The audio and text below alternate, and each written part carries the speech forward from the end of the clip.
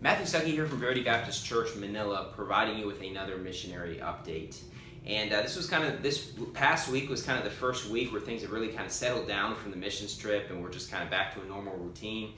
And it's sort of normal because we're moving into our permanent building on February 17th. So there's been a lot of time and energy spent into getting the supplies and getting that ready. And some people were not able to go out soul winning as much as they normally would, but we were still able to count 88 salvations, even with it being kind of a crazy week. And it's going to be kind of like that the next few weeks, then we'll kind of get settled into a normal routine. And we were able to get 88 salvations because we had new people coming soul winning. And so when new people come and visit our church, that's kind of what we do on Sundays. We have our church services, then we go soul winning, and so they're like, sure, I'd love to join you. And so it's been great having more silent partners coming and new people coming soul winning. And once we get kind of in a normal routine at our new building, I believe we'll be able to devote even more time to soul winning, and we'll just be down to kind of a normal, regular pattern, which is going to be great. But 88 salvations is great. Our church is doing big things, and that's just talking about us talking to people one-on-one. And once we get into the new building, there's a big high school there that we're going to look to get into on a regular basis and preach at and things like that. So we're excited about the future, but that's a good week, 88 salvations. And on our Wednesday evening service, I preached on Psalms chapter 2. I think the name of the sermon was The Vain Imaginations of the Heathen Destroyed. And so that was a really interesting sermon. It was a fun sermon to preach. I learned a lot when preparing that sermon, so you can check that out on our website. And on our Sunday services, we preached, Sunday morning was Let a Man Bear the Yoke in His Youth. And that sermon was preached because it's just kind of been an issue with a lot of people that are wanting to be full-time workers for the church who don't even go to our church. They just kind of show up and are hoping the church will take them in. That's kind of the normal pattern that a lot of Baptist churches do in the Philippines. A lot of the Bible Baptist churches kind of run things that way.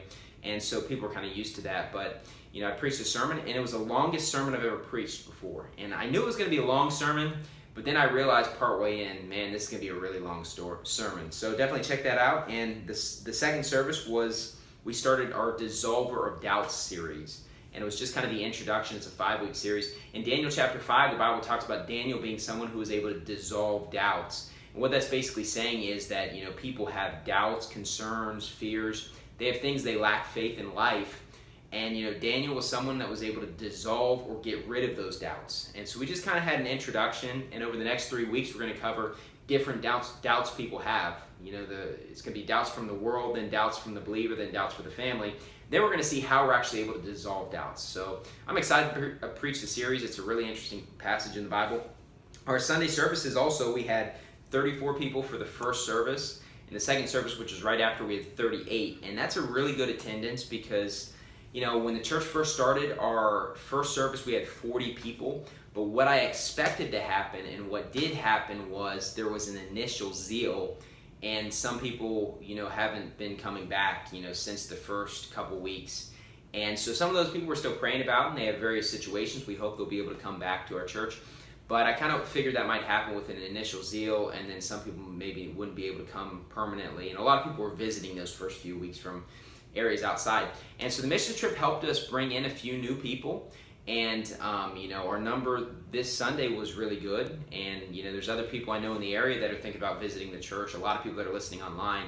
So we're definitely excited about that. And so, that's a good attendance. So it's been our best attendance, other than during the missions trip, since the second weekend where we had 42. We had 40 people the first week, then 42. And then it's kind of been, kind of down and kind of settled into around, 30 and kind of as an average, or low 30s. And we're up to 38, and so it seems like everyone was there, like the church service, and hopefully, we'll be able to keep that up and reach new people as we move into Pasig. And so, as I said, we're getting ready on February 17th to move into our new building, which we're excited about that. And also we had, I think, 25 soul winners out of the 38, 24, 25, I don't have the exact number in front of me, which that number would be a little bit higher, but as I said, some people were taking time off to get supplies for the new building. It's just kind of a transition time. We're kind of in not in a rush to get things done, but we want to get things organized so we can just hit the ground running from the first service. And so today, as I'm doing this missionary update, it's a big holiday here in the Philippines, as is almost every day in the Philippines, but it is Chinese New Year, the year of the pig. So I just encourage you to do two things. One, eat a lot of pig today, okay? I want you to eat a lot of pork, a lot of bacon, a lot of lechon, a lot of crispy pata, a lot of ham. Make sure to eat some pig today. And also go to our website on Facebook, our Verity Baptist Manila page on Facebook, and we have a poll up there which asks, how are you going to celebrate Chinese New Year? Are you going to do it, or what's a better way to celebrate Chinese New Year, by eating bacon or eating pork? And so unfortunately, bacon's destroying pork in that competition. I personally am a pork guy myself. I like pork a lot more than I do bacon. But, hey, definitely check that out. Go to the Facebook page, put in your vote, and obviously I'm being a little bit facetious and humorous, but vote on that poll if you want to, and definitely check out our sermons. The sermons from Sunday are going to be uploaded here today, Lord willing, and things are going great. Continue to pray for our ministry, what we're doing here, and it's an exciting transition to finally get a permanent building, as we're going to be really reaching the community and trying to bring in new people that aren't a part of this movement, that they don't listen to any preaching online. They're just your average, everyday Catholic person that's unsaved, that we need to get saved and teach them the ways of God. Anyways, thank you, and God bless.